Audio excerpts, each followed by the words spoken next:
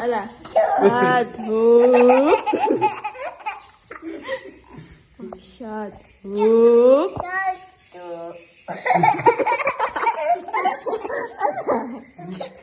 Sa thú.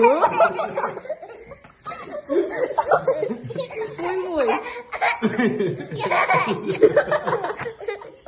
Sa thú. Sa thú.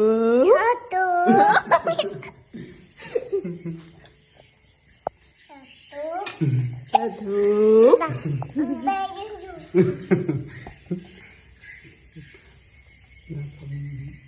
Không mày đi mua tiền lấy mà đó, không đi lại nữa.